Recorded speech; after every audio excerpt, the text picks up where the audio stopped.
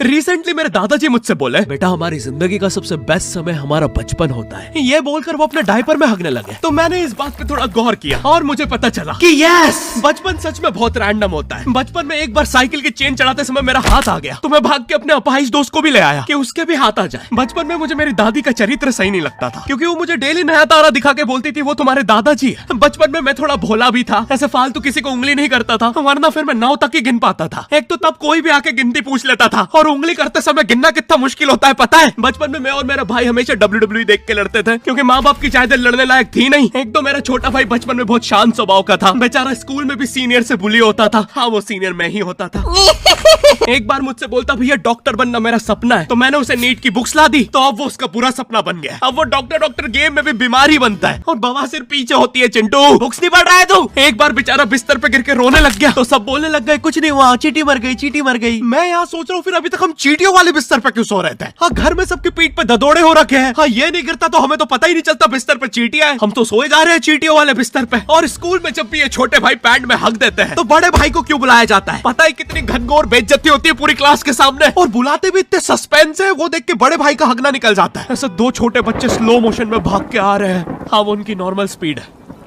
मैं देखता हूँ मेरे भाई को क्राइम सीन से 2 पियून पकड़ के ले जा रहे हैं। उसे ब्राउन रंगे हाथों पकड़ लिया गया। मेरे भाई ने मुझसे जाते जाते कहा, मुझे फंसाया जा रहा है। मुझे पता था इस लेंडे के पीछे की कहानी इतनी सिंपल नहीं हो सकती। कड़ी तहकीकात के बाद मुझे पता चला इस लेंडे के पीछे बड़े बड़े पॉलिटिशियंस, गैंग लीडर्स और माफिया इन्वॉल्व है। मेरा भाई सही कह रहा था, ये उसका लेंडा नहीं है। हैंड्स अप पीटी टीचर, तो वो लेंडा तुम्हारा था। तो तुम्हें पता चल ही गया, तुम मुझे कभी नहीं पकड़ सकते। रुको, भाग गया। जाने दो उसे बेटा, हमने पीटी टीचर के बड़े भाई को बुला लिया है वो लेंडा उठाने। लेंडा आपकी नजदीकी सिनेमा घरों में पड़ा होगा तो देख के पैर रखना। ये चैनल पे जितने भी अजीब और गरीब चीजें तुम देखते हो, ये मैं और मेरे भाई की लाइफ में हमेशा होती रहती है, और इसलिए हमने ये चैनल नॉट योर टाइप बनाया था। मेरे भाई ने कहा तू बोल और मैं एनिमेशन करता हूँ, और लो बन गया नॉट योर टाइप। आपके नजदीक, अरे अभी भी लेंडा लगा हुआ है। बचपन में बोले जाता था कि तुम जितने दांत तकिए के नीचे रखोगे तुम्हें उतने ही रुपये मिलेंगे। तो मैंने दादी की 32 रख दी, तो मुझे 32 रुपए मिले। वो 32 7,000 की थी। जो पिटा हूं ना मैं घर पे, साली स्कैमर दांतों वाली परी चांदी का दांत ले जाके 1 रुपया देती है। दांतों से याद आया, बचपन में सब सूखा बॉर्नविटा खाते हैं क्योंकि दांत दूध के होते हैं। ठीक है, ये वाला जोक हटा दूंगा। बचपन में मुझे चुड़ैलों से बहुत डर लगता था। एक बार मुझे चुड़ैल के पैर के निशान दिखे तो मैं उल्टा भागा, पर फिर मैं चुड़ैल के ही घर में आ गया। हाँ, मैं पट्टी में भूल गया था उसके पैर उल्टे होते हैं, तो फिर मैंने सोचा इसका पीछे से सर फोड़ देता हूँ। सर फोड़ने गया तो वो उसका मुंह निकला। फिर से भूल गया कि साली चुड़ैलों के बाल भी मुंह पे होते हैं। आदमी को पता चले तो चले कैसे। जब मैं छोटा था नींद में बिस्तर भी बहुत गीला करता था। मेरी मम्मी हमेशा गुस्सा करती थी कि सोने से पहले सुसु किया कर। अब उन्हें कैसे बताऊं, फिर गीले बिस्तर में मुझे नींद नहीं आती। बचपन में मुझे गुस्सा भी बहुत आता था, तो मेरी मम्मी ने मुझे एक रेड स्टोन की अंगूठी पहना दी, और सरप्राइजिंगली उससे मेरा गुस्सा इतनी जल्दी उतरने लग गया, क्योंकि अब मैं जब अंगूठी पहन के लोगों को पीटता था तो गुस्सा इतनी जल्दी शांत होता था। वैसे ये अंगूठी मुझे एक बाबा जी के आश्रम से मिली थी। जब मैं वो आश्रम में गया था, वहाँ एक बहुत ही हॉट सी बंदी मुझे देख के बार बार स्माइल करे जा रही थी, तो मैंने भी मौके पे चौका मारा और जल्दी से अपना नंबर पेपर पे लिख के उसकी तरफ फेंक दिया। वो बंदी ने भी बड़े प्यार से मेरा नंबर उठाया और खा लिया। अरे भाई, उसको भूत लगे, वो तब से सबको स्माइल दे रही है। हम भी सुबह से नंबर फेंक रहे हैं, अभी तक 2 किलो पेपर खा गई है। हाँ, अब तुम्हें भी ऐसे रैंडम भूतों या स्ट्रेंजर्स पास नंबर ना फेंकना पड़े प्यार के लिए, इसलिए आओ हैपन पे चले। यहाँ तुम्हें मिलते हैं तुम्हारे कॉमन इंटरेस्ट के लोग। मुझे बॉर्नविटा बहुत पसंद है। मुझे भी रोहित। आओ मन बुद्धि हैंडशेक करते हैं। हैपन पे मिलती है आपको उन लोगों की प्रोफाइल्स जिनके साथ आप पाथ क्रॉस करते हैं। यहाँ तुम अपने एरिया के लोगों की प्रोफाइल्स भी देख सकते हो। यही नहीं, जो लोग तुम्हारे फेवरेट स्पॉट पे जा चुके हैं, यहाँ तुम्हें उनकी प्रोफाइल्स भी मिलती है। तो अभी जाकर अपना नेक्स्ट क्रश स्पॉट करो अपने ही मन पसंदीदा स्पॉट पे। तो अभी जाकर डाउनलोड करो, लिंक डिस्क्रिप्शन में। Thank you happen.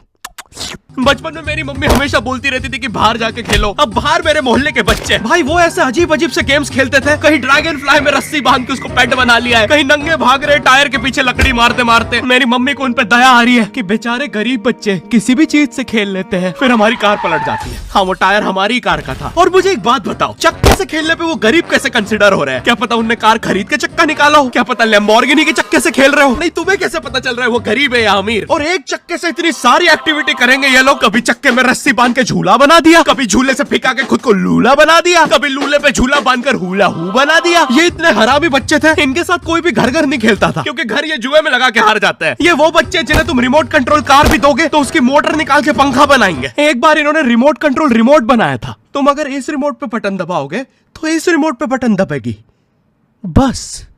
ये लोग मकर संक्रांति के दिन पतंग भी लूटते थे दुकानों से। पतंग से याद है मैं बचपन में अपने दोस्त जनक के साथ बहुत पतंग उड़ाता था। जनक गुजराती था और गुजराती लोग तो बहुत बड़े पतंगबाज होते हैं। वो लोग गला काटने के बाद भी काहे पोचे चिल्लाते हैं। जनक मेरे घर पे इतना बड़ा गिर्रा लेके आता था पतंग उड़ाने। उसमें पता नहीं कितने 1000 किलोमीटर का मांझा लपटा होता था। हम दोनों का सपना था उस गिर्रे की पूरी ढील देना। एक बार तो गिर्रा खाली होने ही वाला था पर वो पतंग आ तो घूम के हमारे पीछे से आ गई। हमने हमारी पतंग काट दी। तो इस बार हमने सोचा पतंग पूरी परपेंडिकुलर उड़ाएंगे, स्ट्रेट। हमने 2 घंटे ढील दी। वो मांझे में वेव सिग्नल आने लग गए प्राचीन भाषा में। हमें लगा हमने एलियंस ढूंढ लिया बट फिर धीरे से वो सिग्नल क्लियर हुआ। हमें पता चला हमने कोई नासा का 100 मिलियन का टेलीस्कोप काट दिया। पतंग नीचे ले, टेलीस्कोप काट दिया।